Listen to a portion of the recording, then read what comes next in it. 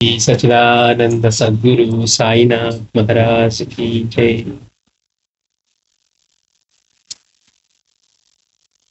మహర్షి గారిని ఒక భక్తుడు ఒక ప్రశ్న వేస్తూ ఉన్నారు. అట్లాగే సాయి లాంటి పూర్ణ పురుషులను మనసా వాచా కర్మణ శరణు పొందితే గత జన్మ కర్మలు గ్రహ బాధలు తొలుగుతాయి అనే సిద్ధాంతంతో తొలగించబడతాయి అనే సిద్ధాంతం నిజమా?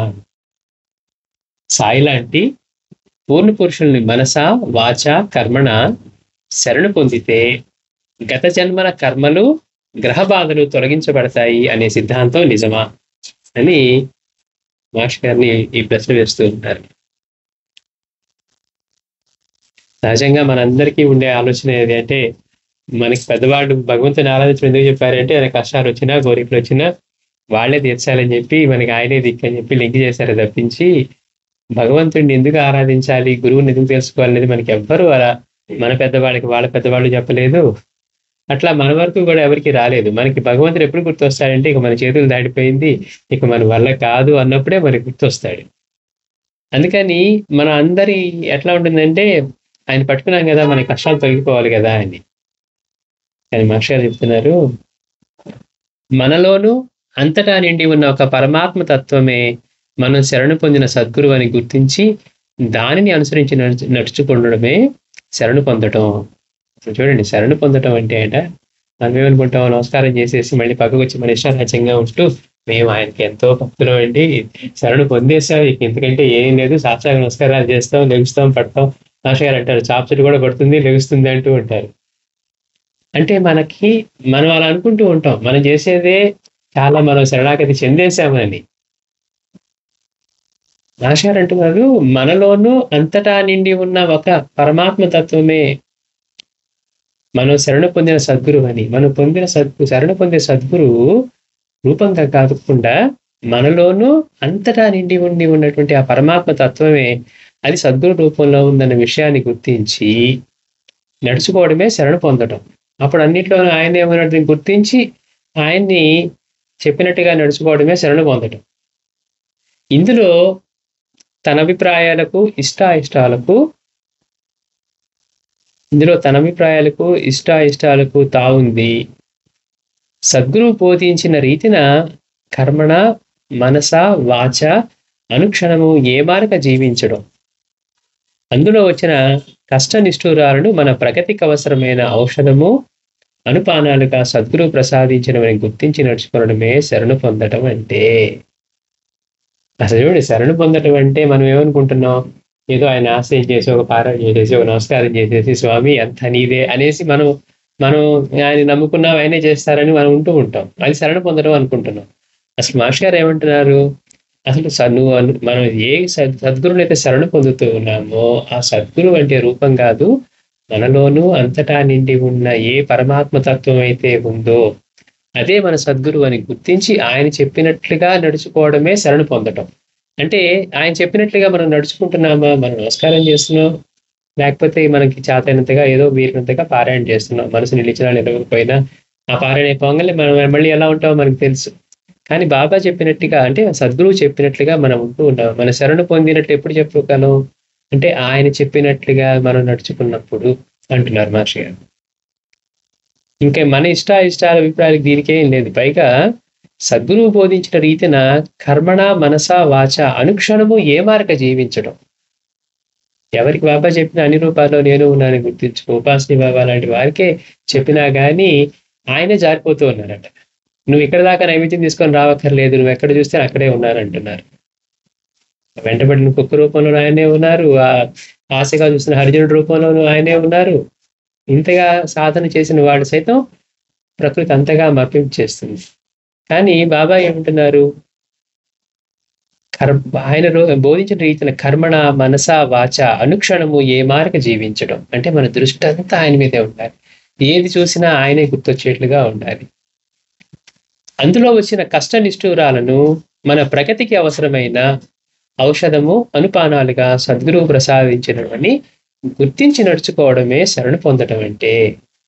మనం ఆయన నడుచుకునేటప్పుడు మనకి కష్టాలు వస్తాయి, నిష్ఠూరాలు వస్తాయి, ఇవన్నీ వస్తాయనట. వాటిని మన ప్రగతికి అవసరమైన, ఇప్పుడు మనం పరిగెడుతూ ఉన్నాం అనుకోండి, ఇప్పుడు మనకి ఒలింపిక్స్ లో చూస్తూ ఉన్నాం, వీళ్ళు పరిగెట్టేది ఆ ఫైనల్ లైన్ దగ్గరికి వెళ్ళాలంటే మధ్యలో హర్డిల్స్ వస్తాయి.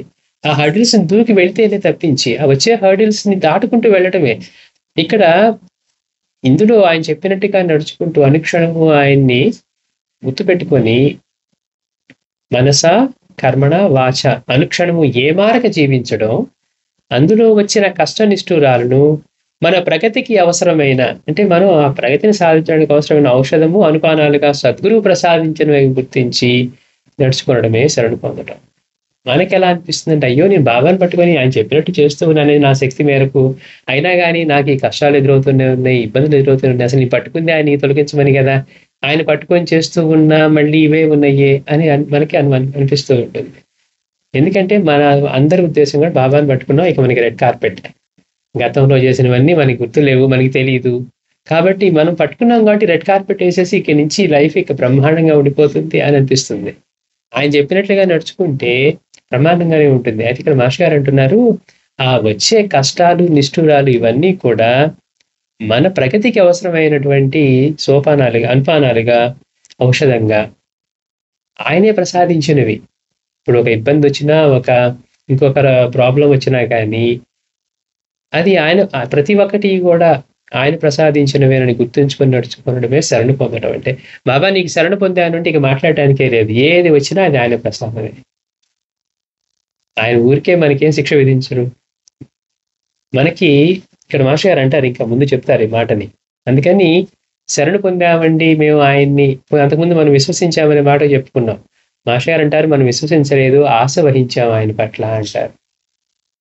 అలాగే ఇక్కడ కూడా శరణు పొందామండి అంటే ఇక మారు మాట్లాడటానికి ఏం లేదు, సద్గురువు చెప్పినట్లుగా గుర్తుపెట్టుకొని మనస వాచ కర్మణ ఆయన చెప్పినట్లుగా ఆచరిస్తూ, సద్గురు అంటే రూపం కాకుండా అంతటా నిండి ఉన్న పరమాత్మ తత్వమే ఆ సద్గురు రూపంలో మనకి ప్రకటమవుతూ వ్యక్తమవుతూ ఉన్నది అనే విషయాన్ని గుర్తుపెట్టుకొని ఆయన చెప్పిన దాన్ని ఏ మారక అనుక్షణము గుర్తుంచుకొని నడుచుకుంటూ, మనకి ఆ మార్గంలో ఏ కష్టాలు వచ్చినా, ఏ నష్టాలు వచ్చినా, ఇబ్బందులు వచ్చినా ఇవన్నీ కూడా సద్గురు ప్రసాదించినవేనని ఆయనకి తెలియకుండా ఏ రావు కదా. పైగా ఇవన్నీ దాటితే కదా ఇప్పుడు మనం 10th గ్రేడ్కి వెళ్ళాలంటే ఫస్ట్ నుంచి దాటుకుంటూ వెళ్ళాలి. మేము ఒకసారి 10th గ్రేడ్లో కూర్చుంటానంటే కూర్చోలేం. అంటే మనం వెళ్ళేటప్పుడు వచ్చే ఈ కష్టాలు ఇవన్నీ కూడా మనని ప్రగతిని సాధించడానికి, ఎందుకని ఇవి తీర్చేసుకున్నాం అనుకో నీకు అడ్డు ఉండవు.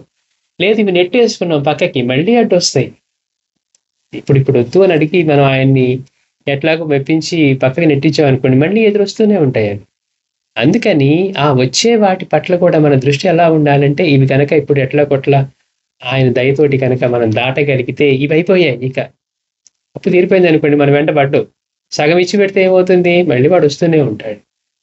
అందుకని అందులో వచ్చే కష్ట నిష్ఠూరాలను మన ప్రగతికి అవసరమైన ఔషధము అనుపానాలుగా సద్గురువు ప్రసాదించడమని గుర్తించి నడుచుకోవడమే శరణు పొందడం. అంటే మనం శరణు పొందుతున్నాము, పొందాలి అంటే ఇలా నడుచుకున్నప్పుడే అంటున్నారు మాస్టర్ గారు.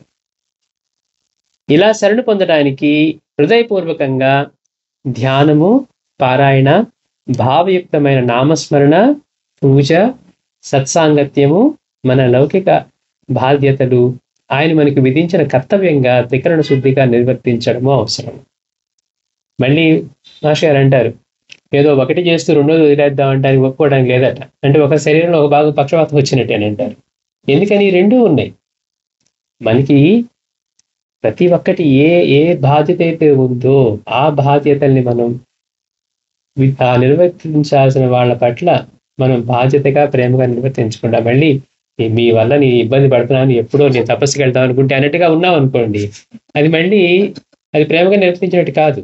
ఎందుకని మాస్టర్ గారు అంటారు, అన్ని రూపాల్లో ఉన్నది ఆయనే. అది గుర్తుపెట్టుకున్నప్పుడు ఈ ఆలోచన వచ్చినప్పుడు మనకు ఆలోచన మారుతుంది. అలా లేదనుకోండి, వీళ్ళ వల్ల కదా, లేకపోతే వాడికి ఎప్పుడో వెళ్ళిపోయేవాడండి తపస్సు కంటాం. అందుకని చూడండి ప్రశ్న ఏంటంటే, సాయి వంటి పూర్ణ పురుషులను మనసా వాచ కర్మణ గనక శరణు పొందితే గత జన్మల కర్మలు గ్రహబాధలు తొలగించబడతాయి అనే సిద్ధాంతం నిజమా అంటున్నారు. మనందరం ఆయన ఆశ్రయించింది కష్టాలు లేకుండా హాయిగా బాబా చూసుకుంటూ ఉంటే, బస్సు నడుపుతూ ఉంటే లోపల కూర్చుందామని మనం ఎక్కుతున్నాం. కానీ చిన్న కుదుపులు రాగానే బాబా ఏంటి సరిగ్గా నడపట్లేదా అంటున్నాం. మన సమస్య ఎంత అది. కనుక శరణ పొందితే అన్నారు. శరణ పొందడం అంటే ఏంటో మాస్టర్ గారు చెప్తున్నారు. నోరెత్తకుండా జీవించగలటమే శరణ పొందటమే.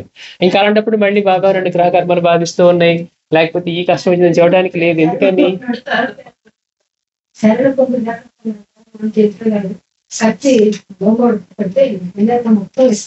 శరణు పొందించుకుంటాడట ఆయన. ఇంకా మాస్టర్ ఇక్కడ అదే మాట చెప్తూ ఉన్నారు. మాస్టర్ అంటారు అసలు శరణు పొందటానికి హృదయపూర్వకంగా ధ్యానము, పారాయణ, భావయుక్తమైన నామస్మరణ. చూడండి, భావయుక్తం అనేది మాత్రం కంపల్సరీ అక్కడ. లేకపోతే ఈ పాటలు పాడే మ్యూజిక్ సిస్టమ్స్ కి వాటికే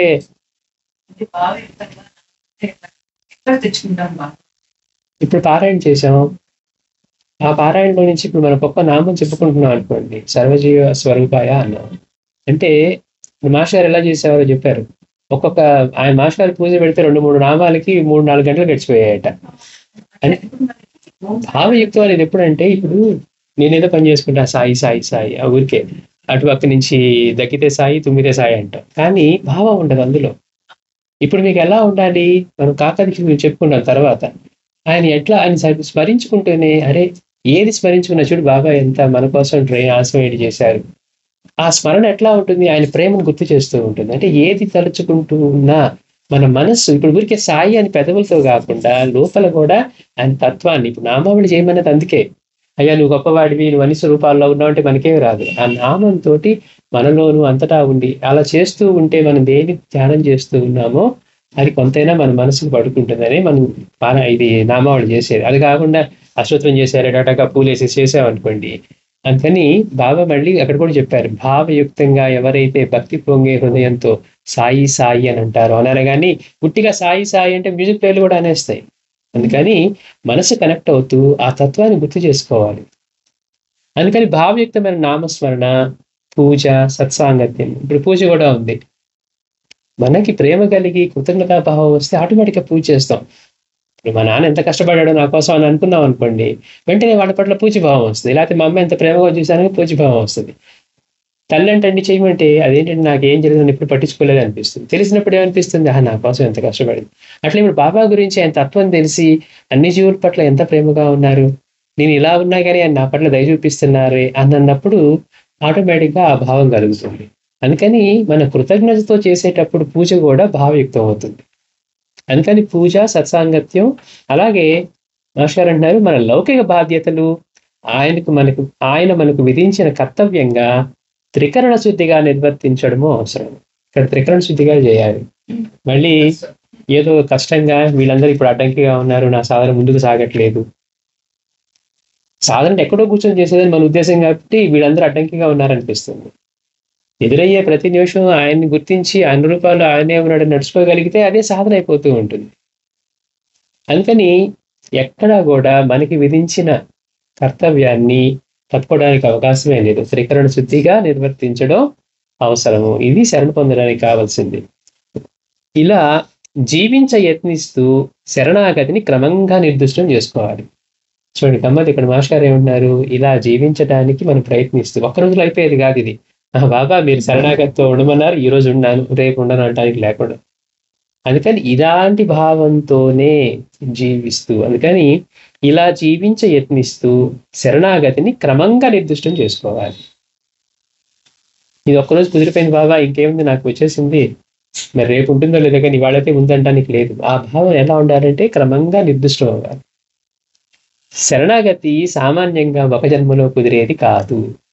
మనమేమో ఒక పారాయణ చేసో లేకపోతే ఒక సంవత్సరం పాటు ఏదైనా చేసి మనకి శరణాగతి బాబా చెప్పకుండా నేను ఏ పని చేయనండి అంటూ ఉంటాం. ఆయనేం గుర్తుపెట్టుకుంటారో కానీ మనం మాత్రం అంటూ ఉంటాం. అందుకే బాబా దగ్గర మన చేతిలో చూస్తాం, ఎవరైనా దక్షిణ అడిగితే బాబా మీకు ఎప్పుడో సమర్పించానని మనం అంటూ ఉంటే మనలాంటి భక్తులు ఆయన అంటారు ఇంకా నువ్వు సమర్పించలేదు అని బాబా మనకి వాళ్ళని హెచ్చరించటం. 2 రూపాయల దక్షిణ ఇవ్వు, 6 రూపాయల దక్షిణ ఇవ్వని బాబా అడుగుతూ ఉన్నారు. వీళ్ళేమనుకుంటున్నారు, బాబా నీకు ఎప్పుడో సమర్పించానంటున్నారు, నీవు ఇచ్చి నీ భక్తి శ్రద్ధలు ఇంకా స్థిరం కాలేదు అని బాబా మళ్ళీ చెప్తూ ఉన్నారు. అంటే ఏంటి, అసలు శరణాగతి కుదరటం ఒక జన్మలో సాధ్యం అయ్యేదే కాదంటున్నారు మహర్షి గారు. శరణాగతి సామాన్యంగా ఒక జన్మలో కుదిరేది కాదు. బహుజన్మల అభ్యాసమే ఈ జన్మలో కొద్దిమంది మహనీయులలో మనకు కనిపించే శరణాగతి. ఎందుకని అలాంటి అద్భుతమైన జీవనం, అన్ని రూపాల్లోనూ ఆయనే ఉన్నారని గుర్తుపెట్టుకొని, తన సద్గురువే పరమాత్మ తత్వం అన్ని రూపాల్లో ఉన్నది ఆయనేనని దాన్ని గుర్తుపెట్టుకొని ఆయన చెప్పినట్లుగా మనం మనస వాచ కర్మణ గుర్తుపెట్టుకొని నడుస్తూ జీవితంలో వచ్చే కష్ట నష్టాలు ఆయన ప్రసాదంగా గుర్తిస్తూ ఇంక మళ్ళీ అడగడానికి ఏముండదు. ప్రసాదమైనప్పుడు మళ్ళీ ఏమంటాం, బాబా ఇది తీసే అంటాము. మరి అలా జీవించగలగటమే. అందుకని అంతకుముందు కూడా ఒక దాంట్లో తపస్సు గురించి మాస్టర్ గారు అంటారు, తపస్సు అంటే ఏదో ఊరికి వెళ్ళి కూర్చొని చేసేది కాదు, ఇలాంటి కఠినమైన జీవితం. తపస్సు చేస్తే అవి పోతాయి కదా అంటే, తపస్సు కూడా అంత కఠినమైన జీవితం. అందుకని ఇది ఒకసారిగా సామాన్య ఒక జన్మలో కుదిరేది కాదు, ఇది బహుజన్మల అభ్యాసమే శరణాగతి అనేది. కాబట్టి ఈ జన్మలో కొద్దిమంది మహనీయుల్లో మనకు కనిపించే శరణాగతి. అలాంటి లక్ష్యం వైపుగా జీవితాన్ని కొనసాగించుకునే దీక్ష గల వారికి పూర్వకర్మ ఫలితాలు, సంస్కారాలు తాము ఉన్నతి చెందడానికి అధిరోహించవలసిన సోపానాలు అవుతాయి. మనమేమో కష్టాలనుకునేవి, మనం కష్టాలను వేయటం అనుకుంటున్నామో అలా కాకుండా ఇట్లాంటి లక్ష్యం, ఉత్తమమైన లక్ష్యం ఎవరికైతే ఉందో పరమ లక్ష్యం, అటువైపు జీవితాన్ని కొనసాగించేది. ఇవన్నీ వస్తూనే ఉంటాయండి, గతంలో చేసుకున్నవి. వీటితో టకటక అనుభవించేయాలి, ఏదొచ్చినా కానీ దాన్ని అధిగమించేసి ఆ పరమగమ్యం వైపుకు వెళ్ళాలి. అసలు మనం ఎందుకు పుట్టాం, బాబా అంటున్నారు పిడకలు ఏరుకోవడానికి అన్నారు. కాదు బాబా, మీ దయతోటి ఈ పిడకలు ఎత్తుకునేది కాకుండా, ఏరుకోవడం కాకుండా మనం ముందుకు వెళ్ళాలి అనుకున్నారనుకోండి, వచ్చేవా ఈ చిన్న చిన్న కష్టాలు ఎవరికైనా వస్తాయి. మనం అనుకుంటున్నాం మన ఒక్కడికే ఉన్నాయని. కష్టాలు లేని వాళ్ళే ఉండరు, ఎవరి స్థాయిలో కష్టాలు వాళ్ళకు ఉంటూనే ఉంటాయి. మనకు వచ్చినప్పుడు అబ్బా ఇంత పెద్ద కష్టం అంటున్నాం. కానీ ఈ కష్టాలు కూడా కారణం తెలుసుకున్నాం కదా, అవగాహన కుదిరినప్పుడు ఏమవుతుందంటే, ఈ కష్టాలు ఊరికే మనం గత జన్మలో చేసుకున్నవి. ఇప్పుడు ఈ కష్టం మనకి ఏం తెలియజేయాలి, మళ్ళీ ఇలాంటి కష్టాలు రాకుండా ఉండాలంటే మనం ఎలా ఉండాలి, మనం అంతకుముందు మిగిలిన వాళ్ళ పట్ల ఎవరెవరి పట్ల ఎలాంటి భావాలు వహించామో, ఎలాంటి కర్మలు చేశామో వాటి ఫలితాన్ని మనం ఇప్పుడు అనుభవిస్తూ ఉన్నాం. కాబట్టి మళ్ళీ ఇలాంటివి రాకుండా ఉండాలి అంటే మనం ఏం చేయాలి, బాబానికి అన్ని రూపాలను ఆయనే ఉండాలని గుర్తుపెట్టుకొని, బాబా చెప్పినటువంటి సూక్తుల్ని గుర్తుపెట్టుకొని, ఎవరు ఏ మాట అన్నా కానీ సామాన్యంగా 10 మాటలకు ఒక మాటతో సమాధానం చెబుతూ తట్టుకోలేకపోతే పక్కకి తప్పుకుంటూ సాయినామాన్ని స్మరించి. ఎందుకని అక్కడేమంటే మళ్ళీ 2 మాటలు అనకుండా మనం ఊరుకోం. సహజంగా మనలో ఉన్న అహంకారం ఏం చేస్తుంది, వెంటనే మనల్ని అప్పుడు దాకా చెప్పుకున్న మంచి మాటలన్నీ మరిపించి మనం అనేసి అయ్యయ్యో అనవసరంగా అన్నావేంటో అంటే మనం సిద్ధం చేసేసుకున్నాం. అందుకని ఎవరైతే పరమలక్ష్యం వైపుకి నడుస్తూ ఉంటారో, దానికోసం వెళ్ళే వాళ్ళకి దాన్ని సాధించుకోవాలి. దాని ముందు ఇవన్నీ అత్యల్పంగా అనిపిస్తాయి. బాబా యొక్క చిరునవ్వు కోసం, ఆయన చూపించిన కృపా దృష్టి కోసం కపార్దలు అంటే వాడు ఎప్పుడెప్పుడు వెళ్ళిపోదామా రోజు అనుమతి కోసం అడిగేవాడు కూడా ఆ నవ్వు కోసం ఎన్ని సంవత్సరాలు అక్కడ పడి ఉండవచ్చు అన్నారు. బాబాయ్ వాడ ఎంతో అలౌకికంగా నవ్వారు. అసలు ఆ దృష్టి కోసం, ఆ నవ్వు కోసం ఎన్ని జన్మలైనా పడి ఉండొచ్చు అన్నారు. అంటే అలాంటిది ఒకటి అత్యుత్తమైనది, ఇక దాన్ని మించింది లేదని తెలిసినప్పుడు, ఆయనకి ఎన్ని సిరి సంపదలు ఉన్న మాష గారు అంటారు, ఎన్నో గొప్ప గొప్ప సంపదలు పొందాడు, కీర్తి ప్రతిష్టలు పొందాడు, కానీ ఆయనకి అవేమీ ఇవ్వలేదట ఆనందాన్ని. ఒక్క బాబా చిరునవ్వు, ఆయన యొక్క యోగ దృష్టి, అలా కృపా దృష్టి మీద పడితే దానికోసం ఎన్ని జన్మలైనా అక్కడ పడి ఉండొచ్చు, ఎన్ని సంవత్సరాలైనా పడి ఉండొచ్చు అంటూ ఉన్నారు. అంటే అవేమి ఇవ్వలేంది ఆయన దగ్గర ఉంది అని. అంటే ఒక అత్యుత్తమమైంది. ఎట్లాగే ఇప్పుడు మన లక్ష్యం, ఇది మనం పెట్టుకున్న పరమ లక్ష్యం ఏదైతే ఉందో దాన్ని పొందాలనే దానికోసం తపన పడేవాడికి దారిలో వచ్చే కష్టాలు ఏమి ఉండవు. అందుకని మాస్టర్ గారు అంటున్నారు, ఇలాంటి లక్ష్యం వైపుగా జీవితాన్ని కొనసాగించుకునే దీక్ష గల వారికి పూర్వకర్మ ఫలితాలు, సంస్కారాలు తాము ఉన్నతి చెందడానికి అధిరోహించవలసిన సోపానాలు అవుతాయి. మనం ఉన్నతి పొందాలంటే వీటిని అధిరోహించాలి, దాటాలి అని. అటువంటి కర్మదోషాలు, గ్రహబాధలు ఎదురైనప్పుడు సద్గురువుని శరణు పొందని వారు రాగద్వేష, అసూయ, భయాది దుష్ట సంస్కారాల చేత ప్రేరేపించబడి పనిచేస్తారు. ఏమండి మేము బాబాని పట్టుకున్నా, మాకు ఇంకా ఏం కనపడలేదు, ఏదో మంచిగా బాబా చెప్పినవి మనసుకు పడుతున్నాయి కానీ ఆచరించలేకపోతున్నాము, పట్టిన వాళ్ళను తేడా లేదు, పట్టణ వాళ్ళకి తేడా లేదు, ఏంటంటే మీరు సాధించిందని చాలా మంది అంటూ ఉంటారు. కానీ ఇక్కడ మాస్టర్ గారు ఏమంటున్నారో చూడండి, సద్గురువుని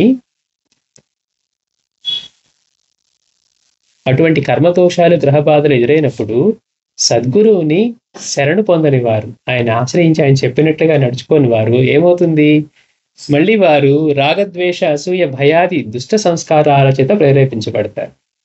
మనకి అలా శరణ పొంది అలా జీవించడం అనేది సద్గురువు వాళ్ళకి తెలిసింది కనుక వీటిని ఈ మనకు ఎదురయ్యే కష్టాలను అధిరోహించి మనం ఉత్తమమైన లక్ష్యం వైపు వెళ్ళాలని మనం తెలుసుకుంటున్నాం. అలా కాదనుకోండి, అసలు సద్గురుతో పరిచయం లేదు, శరణ పొంది జీవించాలని ఇది లేదనుకోండి, మనం ఏం చేస్తాం, మనకి ఆ కష్టాలు అవన్నీ ఎదురైనప్పుడు మళ్ళీ మళ్ళీ వాటిలో నుంచే రాగద్వేష అసూయ భయాది దుష్ట సంస్కారాల చేత ప్రేరేపించబడి పనిచేస్తారు. కనుక తిరిగి మరుజన్మలకు అలాంటి అవరోధాలను కల్పించుకున్న వారు అవుతారు.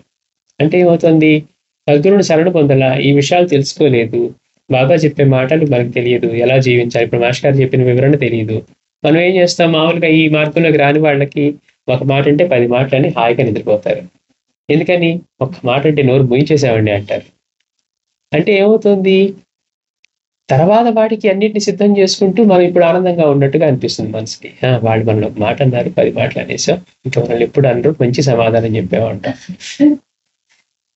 కదా. అందుకని ఇలాంటి ప్రభావం చేత మళ్ళీ మనం అలాంటి భావాలు మనలో వాటి ప్రభావం చేత రాగద్వేష అసూయ భయాది దుష్ట సంస్కారాల చేత ప్రేరేపించబడి మళ్ళీ మళ్ళీ అవరోధాలని కల్పించుకొని, ఇప్పుడు అవరోధం ఏమంటున్నాం, మనకి ఎదురయ్యే కష్టాలు వాటిని అవరోధాలు అంటున్నాం. ఇప్పుడు మళ్ళీ మనం ప్రవర్తించిన తీరు ఏం చేస్తుంది అంటే మళ్ళీ మళ్ళీ మరు జన్మలకి కావాల్సినంతగా, ఒకరోజు కాదు కదా, మన జీవితం అంతా అట్లానే. ఇప్పుడు బాబా దగ్గరికి వచ్చి ఇలా తెలుసుకునేంత వరకు, ఆయన ఈ మార్గంలోకి రానంత కాలం ఏమవుతుంది, మనం ఎలా ప్రవర్తిస్తూ ఉన్నాం అలానే ఉంటాం. అందుకని అంతకంతకు వచ్చే జన్మలన్నిటికీ, మరు జన్మలన్నిటికీ కావాల్సినంత సిద్ధం చేసుకొని మళ్ళీ అప్పుడు తిరిగినప్పుడు మళ్ళీ ఇదే బాధపడతాం, మళ్ళీ ఇంతకంటే ఎక్కువ చేస్తాం. అందుకని ఇక్కడ మాస్టర్ గారు అంటున్నారు, కనుక తిరిగి మరు జన్మలకు అలాంటి అవరోధాలను కల్పించుకున్న వారవుతారు. అంతేకాదు తిరిగి తిరిగి అలా అవరోధాలను కల్పించుకొనడమే అభ్యాసము లేక సంస్కారంగా ఏర్పడుతుంది. జన్మ సంస్కారాలు, మాస్టర్ గారు అంటారు, సంస్కారాలు పాషాణుల కంటే కఠినంగా ఉంటాయి అన్నారు. ఒక జన్మలో, అందుకే బాబా ఏమంటున్నారు, వీడు నాకు ఎంతో కాలంగా తెలుసు, ఎన్నో జన్మలుగా తెలుసు, వీళ్ళు ఇంకా కోతి బుద్ధులు పేడ ఎప్పుడు పోలేదు అన్నారు. అంటే సంస్కారాలు మనల్ని వదిలిపోవడం ఎంత కష్టం. సంస్కారం అంటే ఇన్ని జన్మల్లో మనం ఇలాంటి భావాల్ని అభ్యసించి అవి మనకి సహజమైపోయింది. ఇప్పుడు అబద్ధాలు చెప్పేవాడు చూడండి, ఎంత తేలిక అబద్ధం ఆడేస్తారంటే ఇది మంచినీళ్ళు తాగినంత ఇదిగా చెప్పేస్తారు. అంటే ఏంటి, వాడికి అభ్యాసం అయిపోయింది. అదే మొదటిసారిగా అబద్ధం చెప్పేటప్పుడు తప్పు చేయాలంటే ఏమనిపిస్తుంది, ఎక్కడ దొరికిపోతాము, నాకు ఎప్పుడు చెప్పలేదండి అని భయం ఉంటుంది. అంటే అభ్యాసం అయిపోయినప్పుడు ఏముందండి ఊరికే చెప్పేస్తాము. అంటే ఇలా తప్పులు చేయటమే మనకి సహజమై అభ్యాసమై సంస్కారాలుగా ఏర్పడిపోతాయి. అంటే కొన్ని జన్మల పాటు మనం మళ్ళీ అలాంటి తప్పులు చేయటానికే మన సంస్కారాలు పనిచేస్తూ ఇక మనం అందులో నుంచి ఎప్పటికీ బయటపడలేనంత ఘోరంగా వెళ్ళిపోతాం. అలా కాదు, సద్గురుని శరణ పొందితే మనకి ఎదురయ్యే కష్టాలు దేనివల్ల వస్తూ ఉన్నాయి, మనం వాటిని ఎలా అధిగమించి ముందుకు వెళ్ళాలి, మనం చేరుకోవాల్సిన పరమగమ్యం ఏంటంటే సద్గురుని పొందటమే పరమగమ్యం. అందుకని మాస్టర్ గారు అంటున్నారు, తిరిగి తిరిగి అలా అవరోధాలను కల్పించుకోవడమే అభ్యాసము లేక సంస్కారంగా ఏర్పడుతుంది. కనుక కర్మలు గ్రహ బాధలు సద్గురు భక్తుడికి సోపానాలు. కనుక వాటికి ఆ పేరు ఇక తగదు. ఎందుకని, సద్గురు భక్తుడికి ఇక ఇవి సోపానాలకు ఏర్పడుతూ ఉన్నాయి. అంతేగాని మళ్ళీ ఏంటోనండి ఈ గ్రహ కర్మలు ఏంటో, నేను బాగానే పడుతున్నా కానీ ఇంకా అవన్నీ పోలేదు అంటున్నాం. అంటే ఈ అవగాహన లేనప్పుడు ఏమవుతుందంటే, ఆయన పట్టుకున్న తర్వాత కూడా అవగాహన కలగనప్పుడు సద్గురు చెప్పినట్లుగా శరణు పొంది ప్రతిదాన్ని ఆయన ప్రసాదంగా, బాబా ఏమంటున్నారు, ఆయనకి ఆరోగ్యంగా లేనప్పుడు జ్వరం వచ్చినప్పుడు కూడా ఇది కూడా హరిప్రసాదించింది అంటూ. మనమేమంటాం, మనకి మంచి జరిగితే అది బాబా ఇచ్చారండి, కష్టమైతే ఏమోనండి అంటాం. కానీ ఆయన ఏమంటున్నారు, ఏదైనా కానీ మనం ఇప్పుడు ప్రార్థనలో చేసినట్టుగా జీవితంలో ప్రతిదాన్ని ఆయన ప్రసాదంగా గుర్తుంచుకోవడమే మనం చేయవలసిన పని. అందుకని ఇట్లా ఇంకా వాటికి ఆ పేరు తగదు. ఎందుకని, సద్గురు ఈ భక్తుడికి కర్మలు గ్రహ బాధలు, సద్గురు భక్తుడికి సోపానాలు కనుక వాటికి ఆ పేరు తగదు. అంతేగాని ప్రత్యక్షంగా స్థూలంగా ఫలితాలు తొలుగుతాయని కాదు, అవి తొలగిపోతాయని కాదు, అవి సోపానాలు, వాటిని అధిగమించి వెళ్ళాలి. అవి దాటితేనే మనం వెళ్ళగలం అన్నప్పుడు, నేను అక్కడే పట్టుకుంటానండి బాబాని కానీ నేను దాటనన్నాం అనుకోండి, అక్కడక్కడే ఉంటాం మనం. అందుకని అసలు ఇక బాబాని పట్టుకున్న తర్వాత మనకి ఎదురయ్యే కష్టాలు నష్టాలు మనం ఆలోచిస్తూ ఉన్నాం అనుకోండి, ఇంకా మనం శరణాగతి చెందలేదు. మనం శరణాగతి అంటే ఏంటో మనకి అర్థం కాలేదు. మన జీవితంలో మనకు ఎదురయ్యే కష్ట నష్టాలకి కారణం ఏంటో తెలియలేదు. ఇలాంటి మళ్ళీ రాకుండా ఉండాలంటే ఏం చేయాలో అవగాహన ఏర్పడలేదు అని మనకి గుర్తుపెట్టుకోవాలన్నమాట. ఎప్పుడైతే మనం అది అవగాహన పెంచుకుంటామో, ఏవండి ఈ కష్టాలొచ్చాయి, ఇవి తీరిపోతే నెక్స్ట్ ఇంకా మనం ముందుకే వెళ్తాం. మళ్ళీ ఇలాంటి తప్పులు చేయకుండా బాబాని పట్టుకొని మనం ముందుకి మన ప్రగతి కోసం వెళ్తాం అనేది మనం గుర్తుపెట్టుకుంటాం. అందుకని సద్గురు భక్తుడికి అసలు ఆ పేరే తగదంటున్నారు. గ్రహ బాధలు లేకపోతే గత జన్మ ఈ కర్మల ఫలితం అనేది. అందుకని ఇవి సోపానాలు కనుక ఇక సద్గురు భక్తుడికి వాటికి ఆ పేరిక తగదు. అంతేగాని ప్రత్యక్షంగా స్థూలంగా ఫలితాలు తొలుగుతాయని కాదు. చేసిన కర్మఫలం అనుభవించక ఎన్నటికీ తగదు అని బాబా అన్నారు. ఇప్పుడు చేసిన వాటికి కర్మఫలం అనుభవించక ఎప్పటికీ తప్పదు. ఇక అలా కాదనుకోండి, కేవలం బాబా నీకు శరణాగతి చెందా, నేను ఎన్నో భయంకరమైన ఇవి చేశాను, కానీ నీ శరణాగతి చెందాను కనుక నన్ను తొలగించన్నావు అనుకోండి. మాస్టర్ అంతకుముందు ఏం చెప్పారు, ఇక ధర్మంగా జీవించవలసిన అవసరం ఎవరికి కనపడదు అన్నారు. ఏమండి, ఎప్పుడూ నేను బాబాని 60 ఏళ్ళ తర్వాత పట్టుకుంటాను, ఈ 60 ఏళ్ళు నా ఇష్టం వచ్చినట్టుగా జీవించేస్తాను, ఎంతో మందిని ఇబ్బంది పెట్టేస్తాను, అప్పుడు మాత్రం వచ్చి బాబా పూర్తిగా శరణాగతి చెందారు, నన్ను నువ్వే ఎందు నుంచి బయటపడేయాలన్నావు అనుకోండి. ఆయన సరే దయచేసి తీస్తే మన పరిస్థితి ఏమైపోతుంది? ఇక ధర్మంగా ఎందుకు బతకటం? దొంగ కనుక వాడు దొరికినప్పుడు ఏదో వాడికి లంచం ఇచ్చేసి బయటకు వచ్చేస్తున్నాడు అనుకోండి, ఇక పోలీసులతో మనకి ఏం పని? ఇక ఎందుకు వాళ్ళతో మనకి భయపడేది ఏముంది? అందుకని బాబా అంటున్నారు, చేసిన కర్మ ఫలం అనుభవించక ఎన్నటికీ తగదు. అంటే గత జన్మలో తెలియక మనం తప్పులు చేసాం, వాటి ఫలితమే అనుభవిస్తున్నాం. ఓహో, ఈ తప్పు మనం అనుభవిస్తున్నవి ఇలాంటివన్నిటికీ కూడా పలానా వాటి యొక్క ఫలితాలను తెలుసుకున్నప్పుడు మళ్ళీ ఇలాంటి తప్పులు చేయకుండా ఉండటానికి అన్ని రూపాల్లో ఉన్నవాడిని గుర్తుపెట్టుకొని చేసుకోవటము అని. కనుక నిజంగా మనం బాబాని శరణు పొందాము, ఈ మార్గంలో ఉన్నాము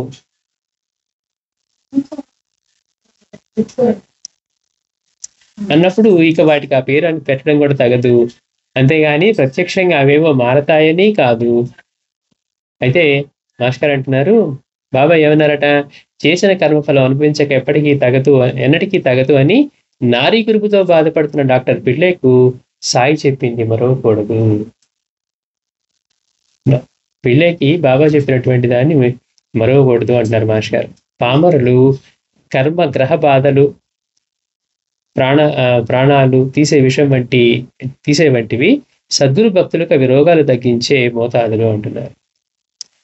పామరుల కర్మ గ్రహ బాధలు ప్రాణాలు తీసే విషం వంటివి సద్గురు భక్తులకు అవే రోగాలు తగ్గించే మోతాదు.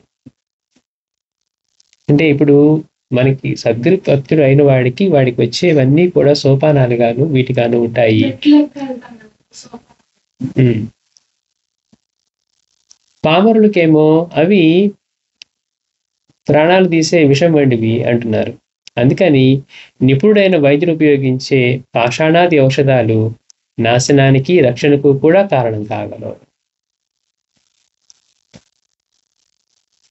బాగా చదివే వాటికి పరీక్షలు పైకి పోయేందుకు అవసరం. చదవని అనర్హులు అక్రమంగా పై తరగతి పోకుండా అవరవుతాం. మనం పరీక్షలు చూస్తూ ఉన్నాం.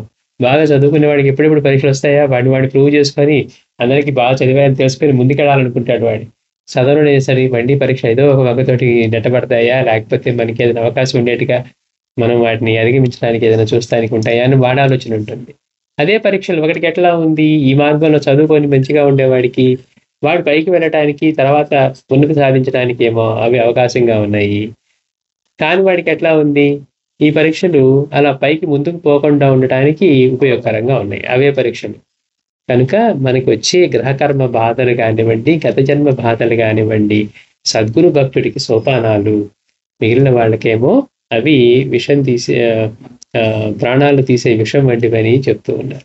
అయితే నిజంగా శరణాగతి చెందితే వాటికి అసలు ఆ పేరు పెట్టడం కూడా తగదంటూ ఉన్నారు. ఎందుకని, అన్ని రూపాల్లో ఉన్న ఆయనే పరమాత్మ తత్వమే తన గురువని గుర్తించి ఆయన చెప్పినట్లుగా నడుచుకోవడమే తను చేయవలసింది తప్పించి మళ్ళీ ఎదురయ్యే వాటిని బాబా మళ్ళీ ఇది ఇలా వచ్చింది అలా వచ్చింది దీన్ని తీసే దాన్ని తీసే అంటానికి ఉన్నదట. పైగా బాబాని అడిగినా కానీ ఏమంటున్నారు, చేసిన కర్మఫలం అనుభవించగలటికి తగదు అని పిల్లతో బాబా చెప్తున్నది. గుర్తుపెట్టుకోమని అంటున్నారు మహర్షి గారు. కాకుండా అంతేకాకుండా మనం కర్మ అనే పదం ఏ కార్యకారణ సూత్రాన్ని తెలుపుతుందో, గ్రహబాధ అన్న పదం దానినే ప్రత్యక్షంగా జన్మాంతర జ్ఞానం లేని వారు ఉరామరిగా అంచనా వేసే పరోక్ష పద్ధతి అని జ్యోతిశాస్త్రం చెప్తుంది అంటారు మహర్షి గారు. కొంతమంది కర్మాన్ని వాడతారు, కర్మ ఫలితం అని. కొంతమంది గ్రహ బాధలను వాడుతూ ఉంటారు. గ్రహాలు ఎందుకు బాధ పెడతాయండి మనల్ని? మామూలుగా మనకి తెలియనప్పుడు ఏమనిపిస్తుంది? గ్రహాలు మనల్ని మన మీద కోపంగానే గ్రహాలకి శాంతులు చేస్తే మనం అంత ముందు వారం కూడా చెప్పుకున్నాం. గ్రహాలకి శాంతులు చేస్తే మనల్ని అయిపోతాయి. మనం చేసిన కర్మలను బట్టి ఇవన్నీ మనకి ఎలాంటి ఇబ్బందులు రాబోదని సూచిస్తున్నాయి అన్నారు. అందుకని మాస్టర్ గారు అంటారు, గ్రహ పూజలు చేస్తే, గ్రహశాంతులు చేస్తే తొలుగుతాయి అంటే గడియారంలో ముళ్ళు నిప్పితే పొద్దు మారుతుందా అన్నారు. 12 అయింది, నాకు సాయంత్రం 6 కావాలండి అని చెప్పి మనం గడియారంలో ముళ్ళని 6 మీదకి పెట్టామనుకోండి, పొద్దు మారుతుందా? మారదు. అట్లాగే గ్రహాలు వీడి చేసిన కర్మను అనుసరించి ఆ సమయంలో వీడు ఎలాంటి బాధలకు గురవుతాడో సూచిస్తూ ఉన్నాయి అన్నారే కానీ మళ్ళీ ఇవి చేస్తే అవి తొలగిపోతాయని చెప్పట్లేదు.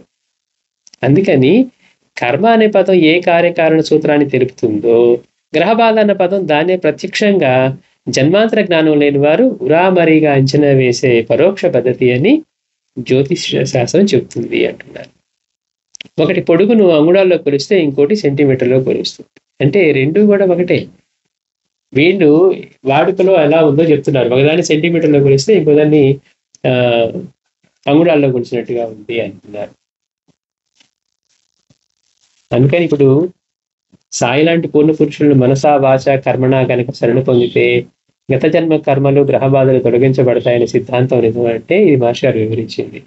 మనం ఆయన్ని శరణు పొందితే అనే దగ్గర మనం ఆ పదాన్ని లూజ్ గా వాడేసామనుకోండి. రోజు బాబాకి నమస్కారం చేస్తానండి, నేను శరణు పొందేశానండి అన్నాం అనుకోండి. రోజు పెట్టి నమస్కారమే శరణు పొందటం అయితే మనం అనుకుంటున్నాం, శరణు పొందేశాను బాబాకి ఆయన. కానీ మహర్షి గారు ఏమన్నారు? శరణు పొందటం అంటే అది జీవించే పద్ధతిగా చెప్తూ ఉన్నారు. ఒకరోజు శరణు పొందారంటే రేపు ఉండనంటానికి లేదు. రెండోది శరణు పొందాలి అనే దానికి కూడా అది ఒక జన్మలో అంత తేలిక సిద్ధించేది కూడా కాదు అంటున్నారు. ఎన్నో జన్మల నుంచి అభ్యాసం చేసుకుంటూ వస్తే కానీ కుదరంది. శ్రీ సచిదానంద సద్గురు సాయినాథ్ మహారాజ్ కీ జై.